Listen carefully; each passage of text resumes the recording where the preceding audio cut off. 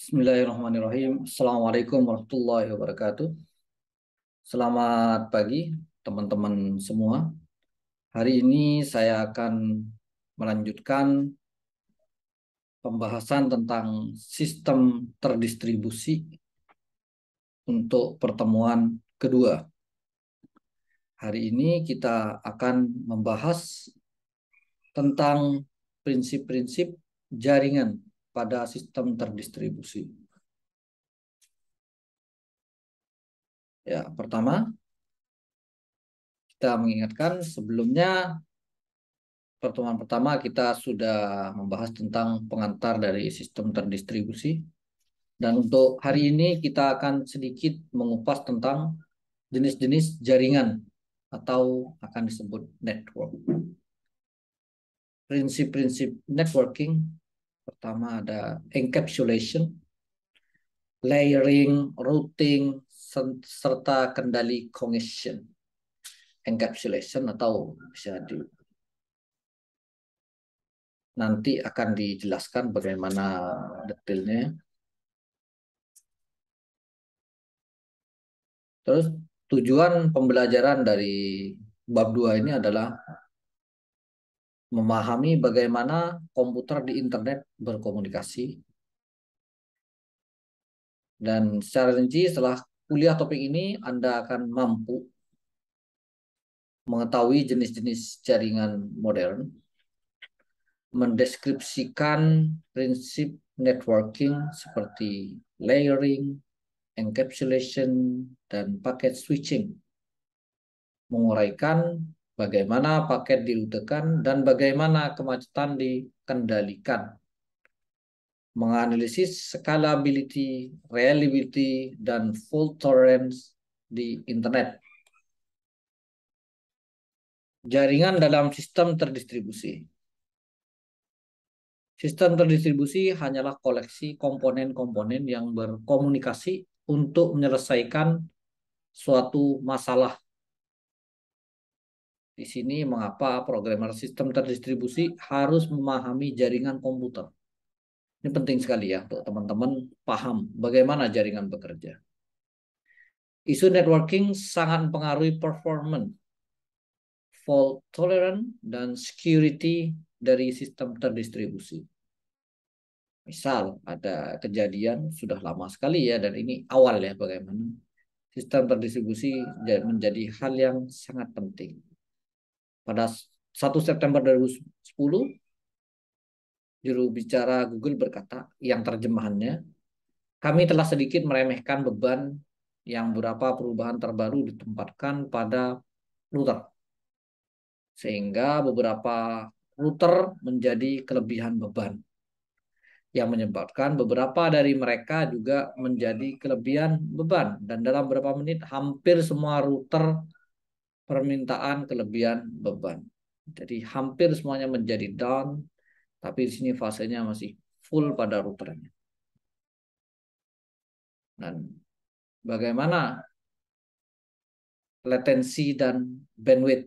Nah, ini ada dua perbedaan ya. Bandwidth itu apa?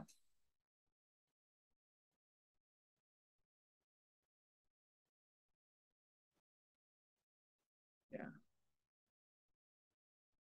Bandwidth adalah kapasitas yang dapat digunakan pada kabel atau WiFi ya, itu tergantung media, agar dapat dilewati trafik paket data dengan maksimal. Sedangkan si latensi itu adalah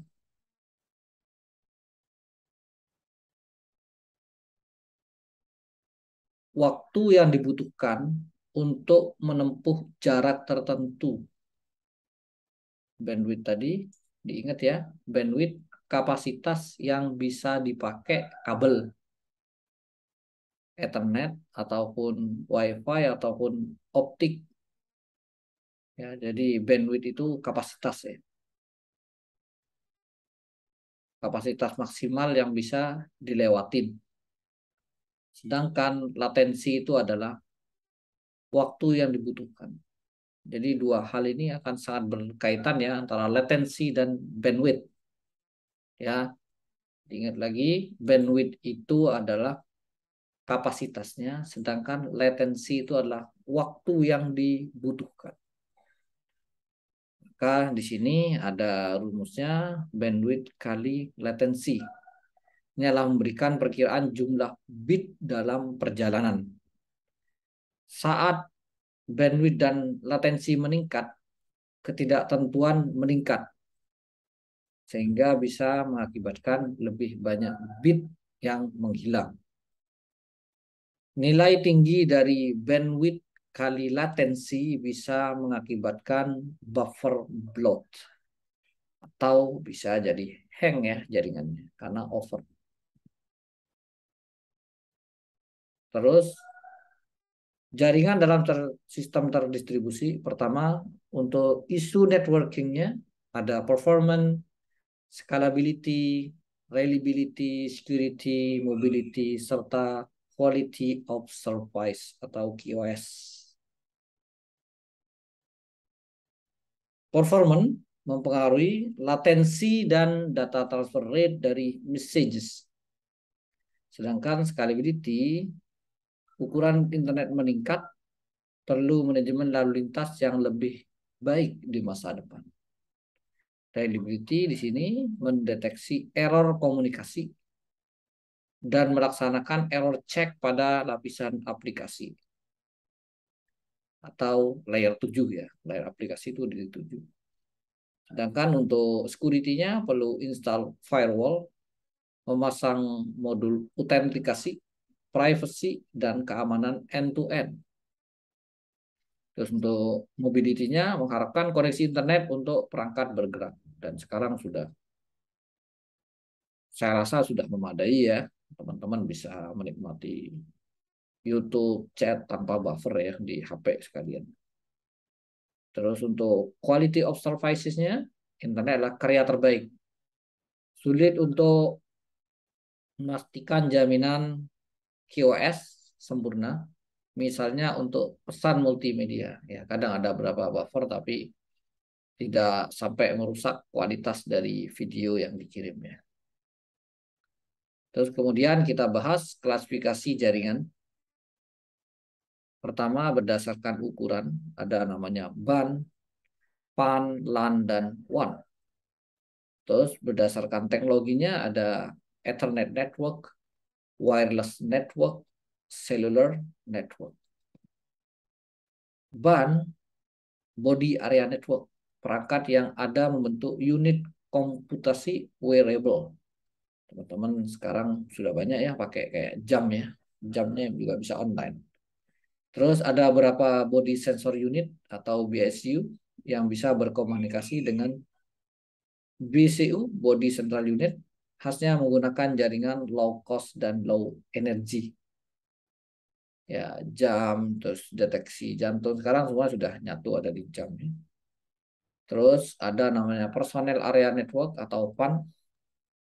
Ini menghubungkan berbagai perangkat digital yang dipakai oleh pengguna seperti mobile phone, tablet, dan kamera. Terus ada jaringan low cost dan low energy. Misalnya Bluetooth ya, free. Bluetooth tuh free. Teman-teman bisa pakai, tapi jaraknya dekat. Terus kemudian ada klasifikasi jaringan LAN yang teman-teman sudah mempelajarinya pada pelajaran jaringan sebelumnya ya untuk LAN sudah saya rasa sudah semua. Terus WAN sudah dijelaskan di pelajaran sebelumnya. Dan ini adalah gambaran untuk rangkuman jaringan berdasar ukurannya.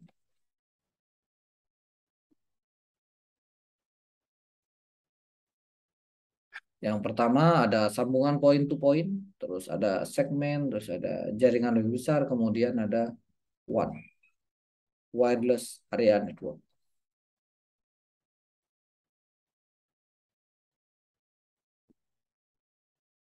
Terus berdasarkan teknologinya, pertama ada Ethernet atau kabel biasa ya, terus ada LAN yang menggunakan wireless, semuanya full wireless.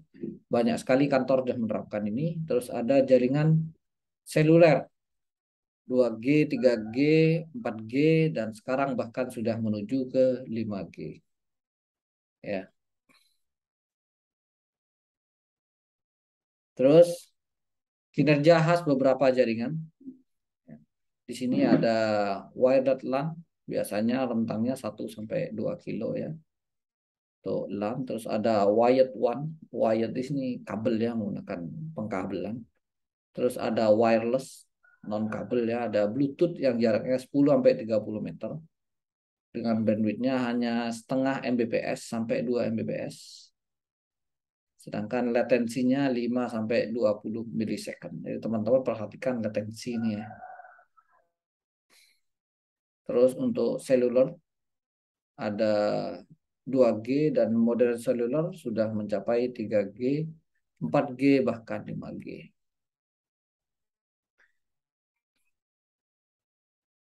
Terus ada prinsip-prinsip networking, protokol jaringan, transmisi paket, terus jaringan berlapis atau layer. Untuk lapis-lapisannya, pertama ada physical layer, data link layer, network layer, serta transport layer. Dan sini sebenarnya ini mengacu pada OSI layer, ada 7 layer ya, OSI layer. Terus untuk protokolnya, ada 2 entitas yang ingin berkomunikasi pada suatu network atau jaringan yang diperlukan suatu kesepakatan yang telah didefinisikan. Makanya di sini ada standar internasional ya. Jadi ada kesepakatan internasional bagaimana jaringan A, jaringan B bisa terhubung. Kalau nggak ada standarisasinya pasti kacau ya jaringan. Berapa banyak bit harus digunakan untuk mensinyalkan bit 0 dan bit 1? Bagaimana penerima atau receiver tahu bit terakhir dari pesan atau message? Bagaimana receiver dapat mendeteksi jika pesannya rusak? Nah, di sini ada namanya protokol ya, aturan. Ada suatu himpunan aturan dan format yang well known untuk komunikasi antar entitas. Jadi ada suatu kesepakatan, sebuah protokol atau aturan untuk menstandarkan himpunan protokol yang well known akan mendukung komunikasi antar entitas heterogen atau lintas vendor.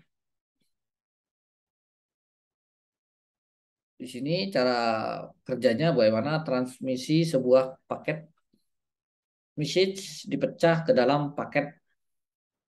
Paket merupakan satuan data yang ditransmisikan antara asal atau source dan tujuan destination.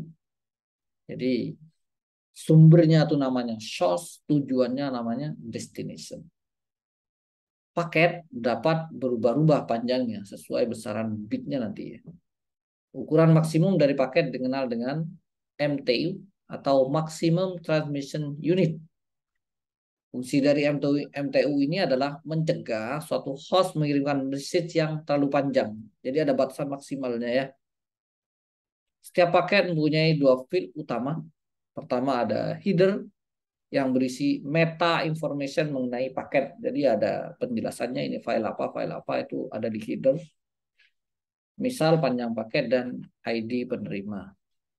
Dan berikutnya ada namanya data. Terus lapisan dalam jaringan atau layer network. Software jaringan disusun ke dalam suatu hierarki lapisan atau kita sebut layer. Protokol dalam satu layer melaksanakan satu fungsi tertentu. Jadi dalam jaringan ada beberapa layer. Ada kalau mengacu pada OSI itu ada 7. Dan dalam jaringan juga ada beberapa protokol yang sudah well known ya, yang disepakati secara internasional ya. Jadi antar benua bisa terhubung. Terus layering merupakan rancangan scalable dan modular untuk software yang kompleks. Dan di sini dijelaskan fungsi dan kemampuan fungsi dari setiap layer. Untuk physical, nah, physicalnya ini yang maksud physical di sini bisa berubah kabelan ya atau Ethernet, terus bisa berupa fiberglass atau FO ya, fiber optik. Terus ada juga bisa menggunakan WiFi, ada juga Bluetooth itu physical ya, yang fungsinya adalah mengirimkan bit-bit pada media transmisi. Terus kemudian ada data link yang mengkoordinasikan transmisi dari banyak host yang secara langsung terkoneksi pada media umum. Terus ada network yang membutuhkan paket-paket melalui jaringan lanjutan. Terus ada layer transport yang bertugas menangani pesan, bukan paket, antara proses pengiriman dan penerima. Terus kemudian ada application untuk memenuhi requirement komunikasi bagi aplikasi tertentu.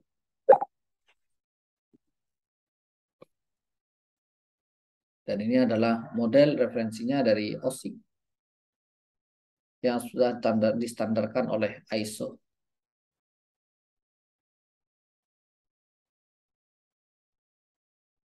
Model ini mengidentifikasi berbagai layer dan fungsinya. Di sini di tabelnya ada fungsi, layer, serta contoh protokolnya. Protokol ini sudah umum ya, karena sudah menjadi kesepakatan internasional digunakan pada sistem sebuah jaringan. Terus di sini ada proses encapsulasi paket atau encapsulation, merupakan teknik untuk membungkus dan membuka bungkusan paket data dalam arsitektur berlapis atau layer. Jadi pesan terkirim sampai ke tujuan itu melalui beberapa metode, beberapa tahapan ya. Sehingga pesan Anda bisa aman sampai tujuan, sehingga pesan Anda bisa cepat tersampaikan pada tujuan. Yang akan kita pelajari ini ada pertama ada physical, data link, network layer, serta transport layer. Pertama physical tadi udah disampaikan ya. Dan media yang dipakai, media transmisi sama jenis sinyalnya. Untuk kabel Ethernet itu menggunakan sinyal listrik. Untuk fiber optik menggunakan sinyal cahaya atau light. Sedangkan wireless channel itu menggunakan sinyal elektromagnetik. Ini untuk lapisan fisikal. Terus untuk data link,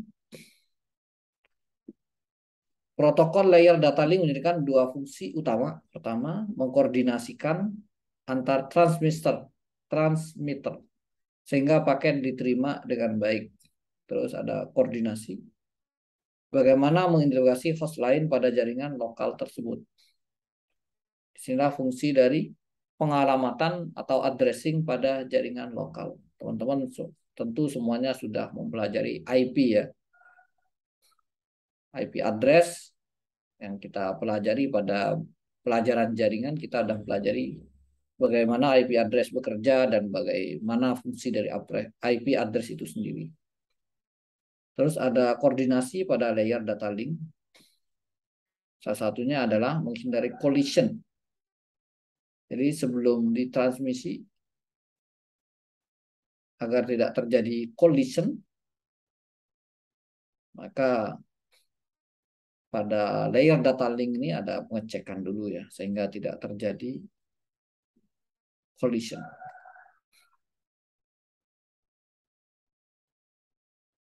Setiap perangkat yang terkoneksi ke jaringan mempunyai alamat unik yang bernama MAC atau Medium Access Control.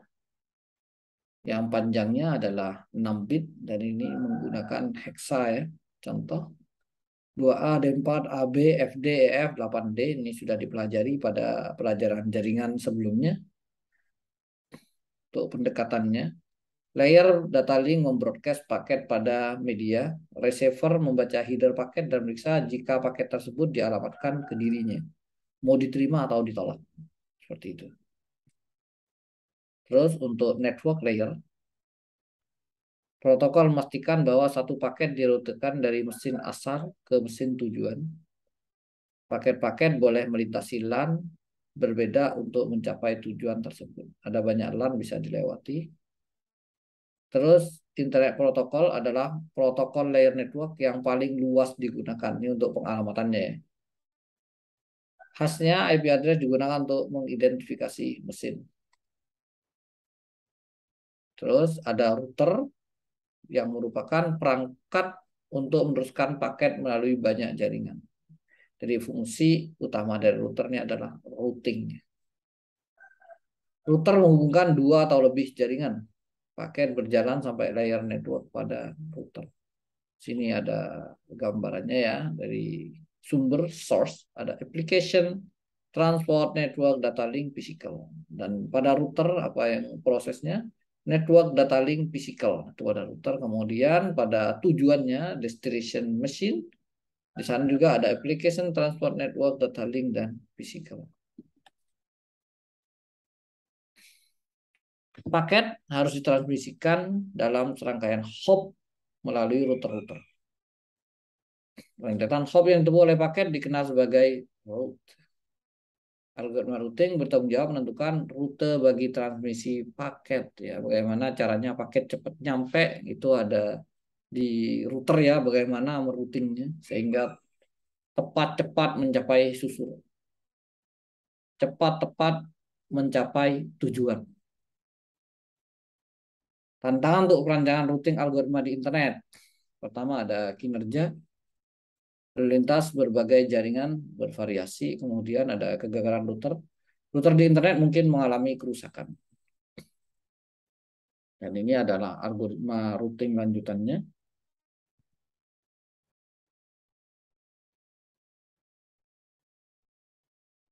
Ini adalah tabel routing untuk skenario-nya.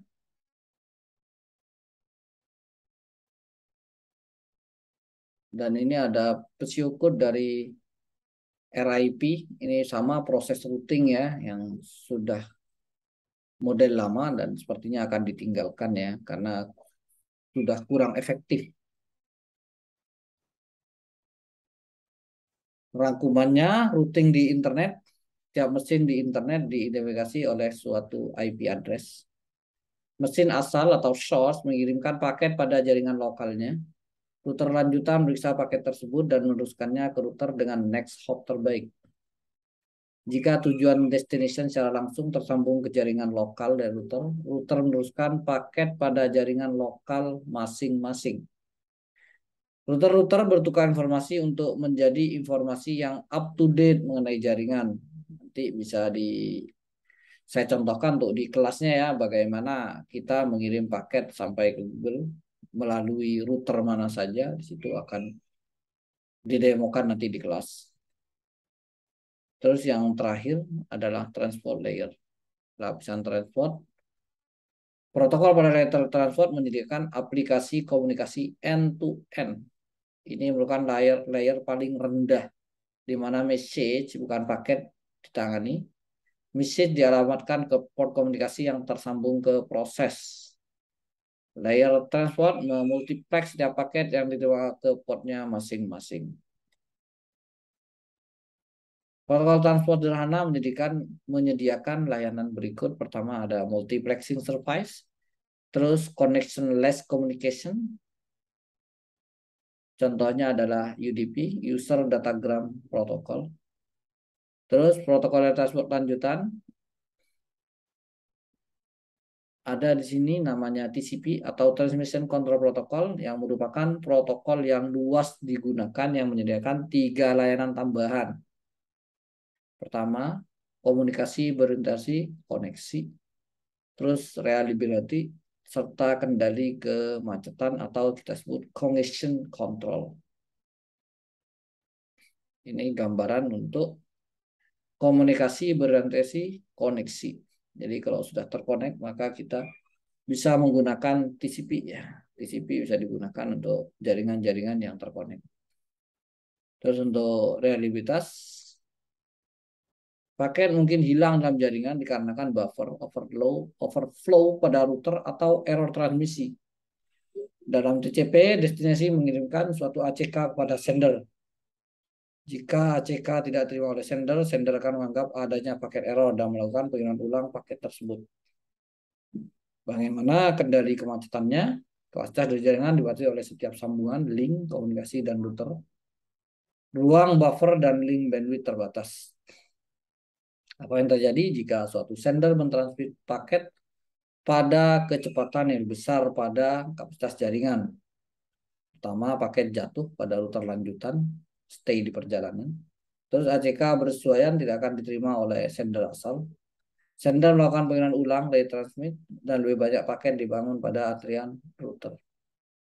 Dan yang terakhir adalah jaringan runtuh atau down. Bagaimana menangani untuk kendali kemacetan? Pertama, deteksi kemacetan pada router, kemudian atur input pada sender.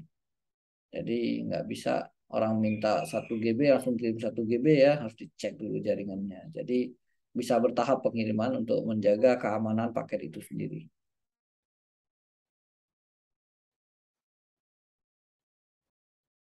Dan baik, untuk pertemuan berikutnya kita akan bahas remote procedure call atau RPC, remote procedure call atau RPC. Kita akan bahas di pertemuan berikutnya. Silakan kalau ada pertanyaan nanti disampaikan di kelas ya. Bisa kita jelaskan poin-poinnya dan bagaimana langkah-langkahnya. Di sini saya presentasikan secara singkat aja dari modul perkuliahan kita pada pertemuan kedua. Terima kasih, selamat pagi. Assalamualaikum warahmatullahi wabarakatuh.